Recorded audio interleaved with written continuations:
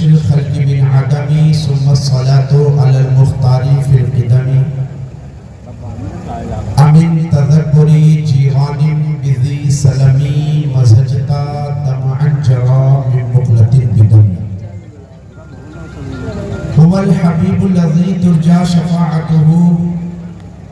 لكل حول من الأهوال مقتحم مولاي صل وسلم دائما ابدا على حبيبك خير الخلق كلهم یا ربی بالمصطفیٰ بلغ مقاصدنا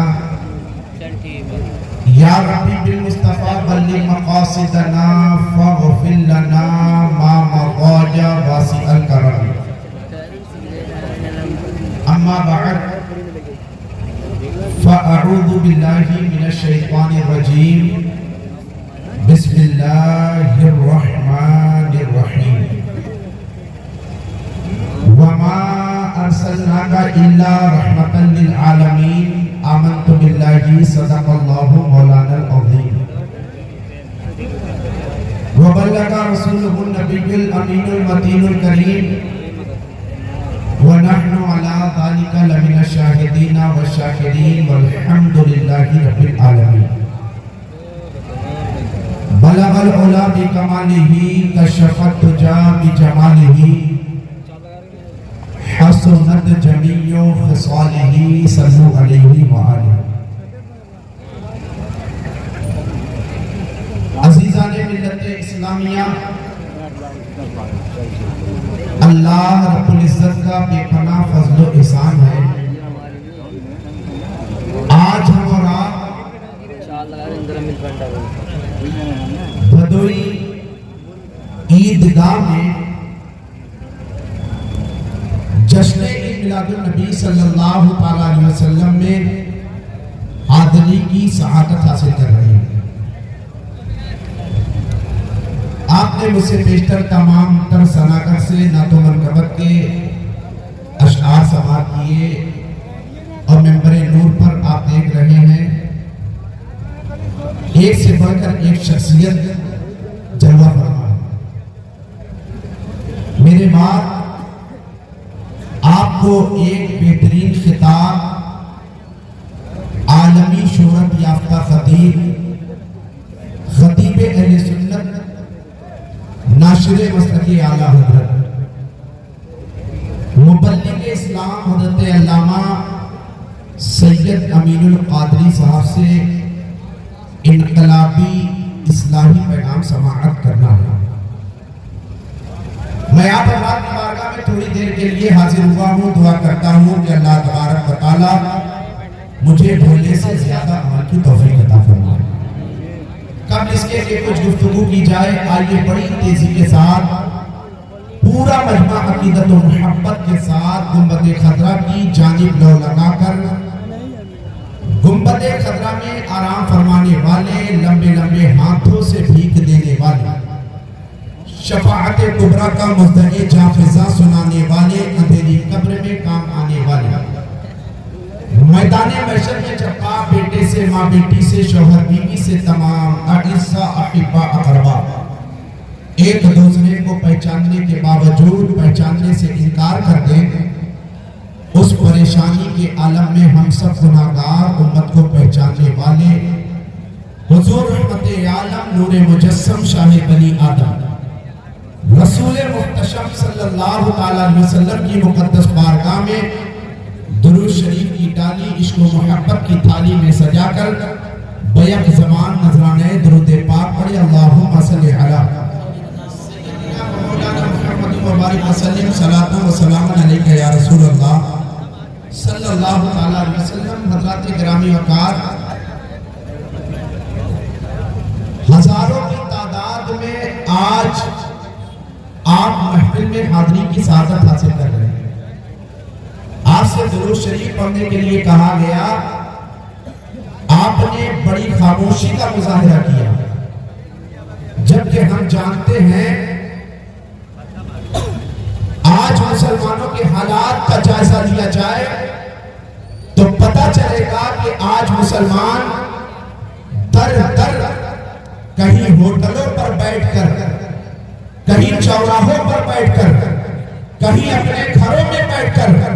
کہیں شادیوں کی نشست میں بیٹھ کر اپنی پریشانی کا رونا رویا کرتا ہے کہ ہم بہت پریشان ہو گئے ہیں، ہم پر مسلط، ہم پر ظالم قوم، ہم پر ظالم حکومت مسلط ہو گئی ہے۔ اے مسلمانوں، در در اپنی پریشانی کا رونا رونے کے بجائے اگر مسلمان سچے دل سے مدینے والے آقا پر محبت سے درود پڑھنا شروع کر دے تو میرا ایمان بولتا ہے اللہ درود پاک کی برکت سے مسلمانوں کی کتنی پریشانی دور فرما دے۔ درود شریف کے تعلق سے مجھے ایک روایت یاد آ گئی کہ اللہ تبارک و تعالیٰ کے بہت برگزیدہ ولی اور وقت کے بہت بڑے عالم جن کا نام حضرت سیدنا محمد بن سلیمان جزوری رحمت اللہ تعالیٰ علیہ،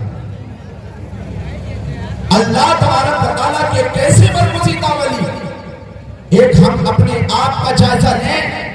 اپنے حالات کا جائزہ لیں۔ ہم اپنے آپ کو مسلمان کہا کرتے ہیں، ہم اپنے آپ کو نبی کا عاشق کہا کرتے ہیں، ہم اپنے آپ کو نبی کا دیوانہ کہا کرتے ہیں، مگر ہمارا عمل اس لائق نہیں ہے، ہمارا کردار اس انداز کا نہیں ہے کہ ہم اپنے آپ کو سچا پکا مسلمان کہہ سکیں۔ اللہ تبارک و تعالیٰ کے برگزیدہ ولی حضرت سیدنا محمد بن سلیمان جزوری اللہ تبارک و تعالیٰ کے مقدس نبی کے ایسے غلام ہیں۔ آپ نے ایک کتاب لکھی ہے درود پاک کی جس کا نام دلائل الخیرات شریف ہے۔ علماء سے پوچھے تو پتہ چلے گا، آپ علماء سے پوچھیں کہ درود پاک کی اس وقت کی سب سے زیادہ معتبر کتاب کون سی ہے تو علماء بیان فرمائیں گے کہ دلائل الخیرات شریف اس وقت کی سب سے زیادہ معتبر کتاب ہے۔ دلائل الخیرات شریف کے مصنف سیدنا محمد بن سلیمان جزوری رحمت اللہ تعالیٰ علیہ اپنی زندگی کا ایک واقعہ بیان فرماتے ہیں کہ ایک مرتبہ میں تبلیغ کرنے کی غرض سے اپنے شہر سے نکل کر دوسرے شہر پہنچا ہوں۔ میں اپنے شہر کی سرحدوں کو جب میں نے پار کیا ہے تو میں ایک قصبے میں پہنچا۔ جب قصبے میں پہنچتا ہوں تو میں نے دیکھا کہ نماز عصر کا وقت آ چکا ہے۔ میں نے دل میں خیال کیا کہ اور کاموں کو بعد میں کیا جائے، تمام تر کاموں کو بعد میں انجام دیا جائے، پہلے نماز عصر ادا کر لی جائے۔ اللہ تبارک و تعالیٰ کے تمام تر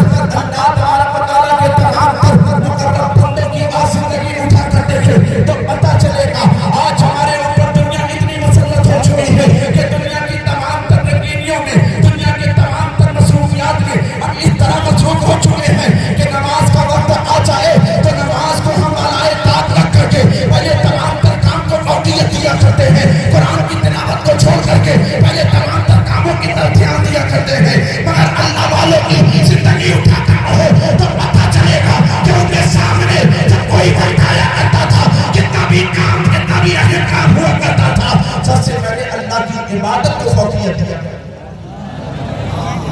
سب سے پہلے اللہ تعالیٰ کے احکامات کو بجا لاتے،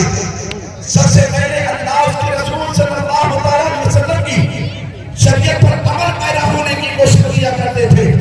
تب جا کے کسی کام کو کیا کرتے تھے۔ سیدنا محمد بن سلیمان جزوری فرماتے ہیں میں تبلیغ کرنے کے لیے جب اپنے شہر سے نکل کر پہنچا تو میں نے دیکھا ہے کہ نماز کا وقت قریب آ گیا ہے۔ میرے دل میں خیال آتا ہے کہ میں نماز عصر پہلے ادا کر لوں، پھر اس کے بعد تبلیغ کے سفر کو دراز کروں۔ آپ نے دل میں خیال ہی کیا تھا، آپ نے چہار جانب نماز پڑھنے کے لیے وضو کے لیے پانی تلاش کرنا شروع کیا ہے۔ آپ فرماتے ہیں میں نے چہار جانب پانی ڈھونڈا ہے مگر مجھے پانی تو کہیں نظر نہیں آیا۔